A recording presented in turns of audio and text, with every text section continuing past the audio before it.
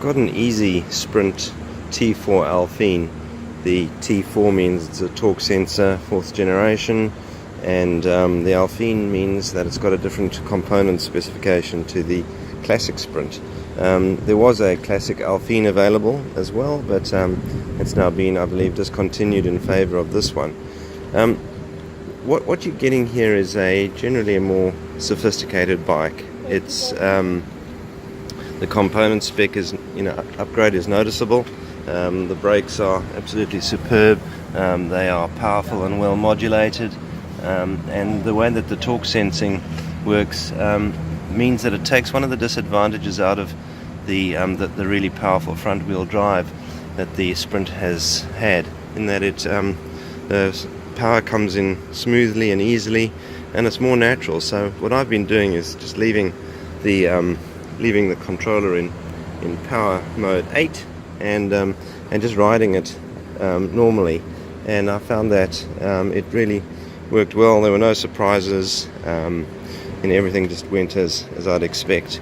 So in the back here you'll see a different configuration.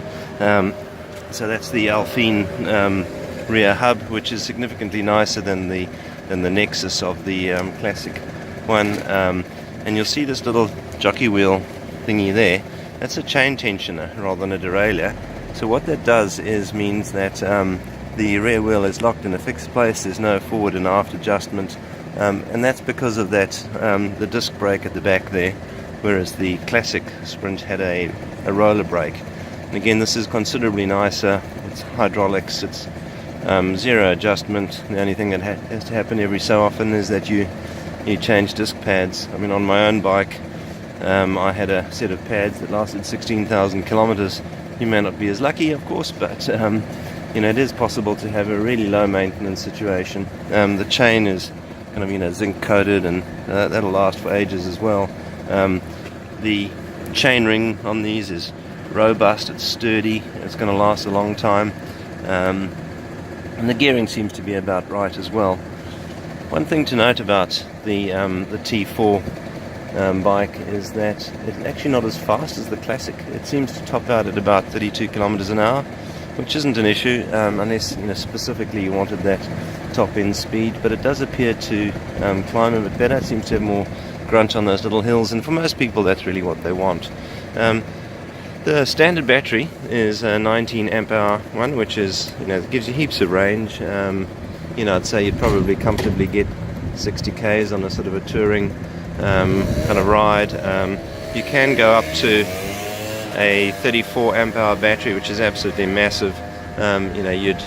You'll get almost double the distance on that battery. You could go well over 100 k's on that battery.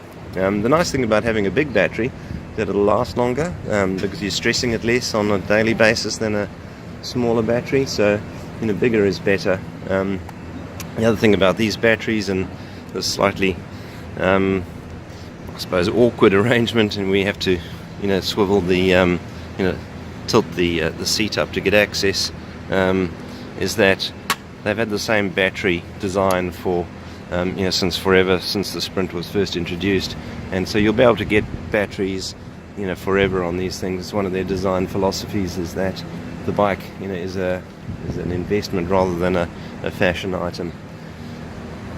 This green color that you can get it in is pretty striking. When I was out on a test ride in the Waikato, a number of people remarked on it and thought it looked pretty cool. Bottom line about this bike is it's robust, it's useful, it's practical, it's got good utility, and it'll last you for a very, very long time. That's really all there is to say about it. I'm here in this awkward place because I'm out of the wind a bit, and I'm about to start my Liverpool Street hill climb, which is the ultimate torture test for an e-bike.